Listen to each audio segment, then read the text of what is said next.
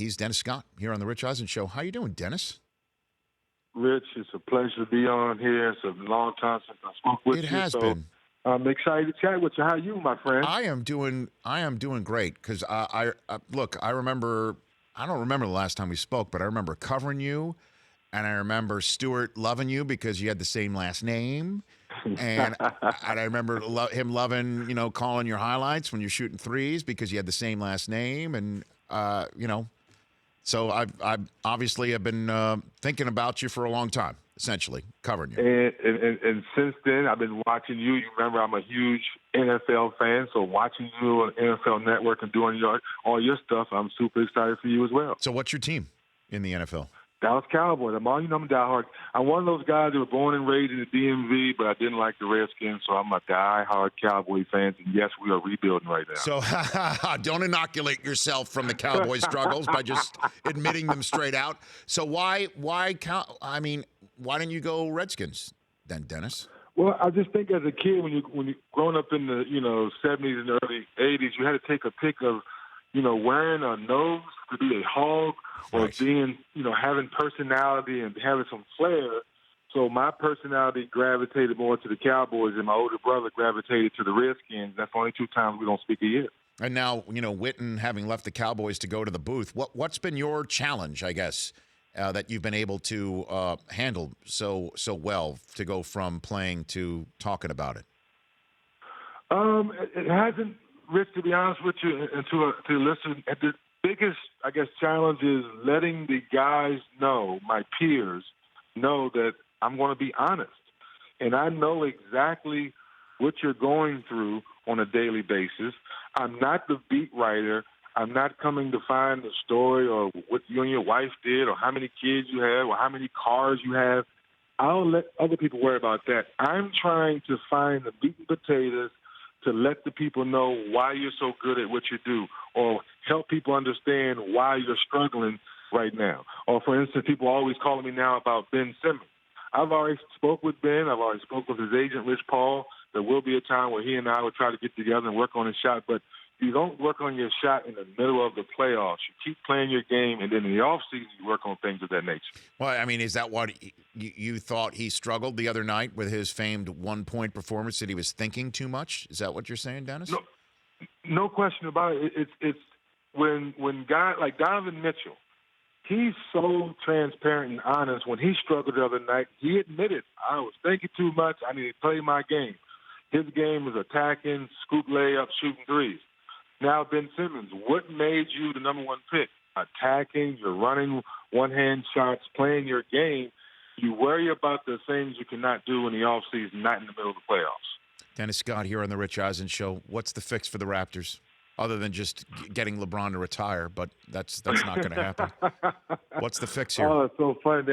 If I'm inside you, Jerry, I know he's going on a long boat ride, because that's a tough decision, because that is until LeBron, and I know it's probably one of your questions, until LeBron makes a decision if he's leaving the Eastern Conference going to the West, then if he leaves, maybe keep the team the way it is, because now you're facing a healthy Boston next year, a more improved, more experienced Philadelphia team.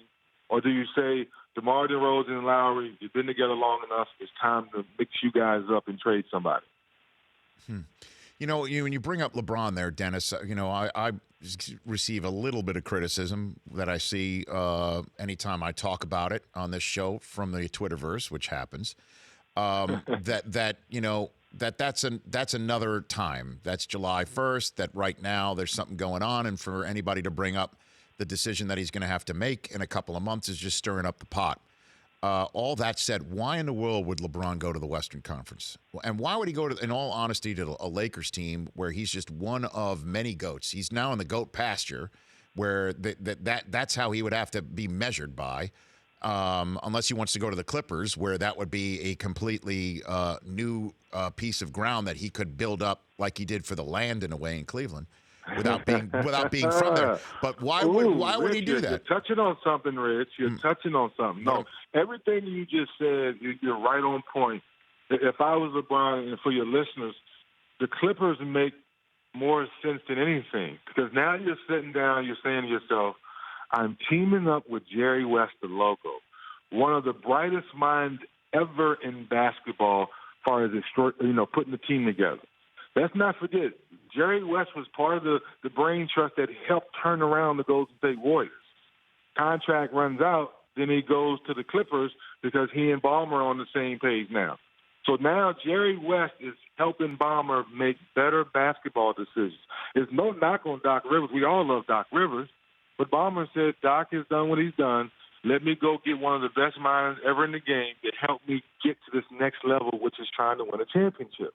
So if I'm LeBron James and I'm sitting down with Jerry West and Ballmer can help my business side of my brand because he is a multi-billionaire. Jerry West can help me get more rings. At the end of the day, I'm all about winning rings, not just making the playoffs. So as we say all that, Rich, which one of those teams the best chance? Which best young talent gives LeBron the best chance to win? I think that's when LeBron will make his decision. Well, I think that's obviously the Lakers as it currently stands, or even Philadelphia. And he should stay in the East. I mean, just stay there. But Rich, if you read social media today, if Kawhi Leonard is definitely leaving the Spurs and going to the Lakers or Clippers or somewhere in the Western Conference, and then a good friend of mine, on ESPN, kind of beat me to the punch. I think it was my good friend Brian Windhurst saying, hey, don't be surprised if you see LeBron and Kawhi Leonard connected together versus LeBron and Paul George. Then the plot really thickens, Rich. Well, San Antonio would have to be somewhat compliant in that, I imagine. Yeah, but so now you have to give up, Ingram, you have to give up Ball, you have to give up some of those young pieces in draft picks for it to make sense. So now LeBron's going to a Laker team there. Well, and while we're spitting truth, Dennis, before I let you go, what is your take on Kawhi Leonard? What in the world is happening over there? I mean, he appears to be the only player, again, that has told Popovich, I'm tired of this, as opposed to something else. That unless I'm reading something in that hasn't obviously been said publicly. What do you think is going on there? You hit it right on the head. For Kawhi Leonard to be the young superstar that he is and not have that outgoing, sharing personality, how he feels, is very different in our young NBA and young sports today, for that matter. And we've never seen anyone buck the system of the Spurs, especially on the superstar level. So with that being said, if you listen to some of the brand people saying that, hey, brand Jordan / Nike wants him somewhere else if he wants that $200 million shoe deal that we see that, the Harden, the Durant, and the Steph Currys have gotten recently, or even Giannis got a big Nike deal. That's the new talk on the street, that another reason why he wants out. So with all that being said, I'm still shocked. If I had to bet on it, I don't think I'm going to see Kawhi Leonard in the Spurs uniform next year. Wow. Last one for you, Dennis Scott. What happens when Houston plays Golden State in the 7-gamer coming up? I'm going to be jealous. I'm going to go call my mom and say, Mom, you had me too early because they're shooting too many threes and I'm supposed to be playing in the series. And then when it's all said and done, who wins it? I think the Warriors' toughness. I think the Warriors' toughness and ball movement will be the difference. Mm-hmm. How many threes would you have averaged? How many threes would you have averaged in today's game, in your prime? If you were in your prime in today's game, how many threes? In my prime, so the year in '96 when I broke the record, I was taking. I had our stat guy for NBA TV look it up. I was taking 9.5 threes a game then. So now, if you're in the Warriors system or if you're in the Rockets system today, I'm at least taking 15 threes a game, making 8 or 9 a game. Oh my goodness, you make my hands sweat, Rich. So would you have taken any 2-point shots? Any 2-point shots? You'd have just been in the Rocket system. There's no way, unless it's a leak out layup or something weird happen. In the Rocket system, I could never see myself taking a 2. Dennis, love the chat. Let's do it again down the line here in the playoffs. It's been way too long, okay? Way too long. Anything for you, buddy. You got it. Right back at you. That's Dennis Scott. The Rich Eisen Show, weekdays at noon Eastern on Audience.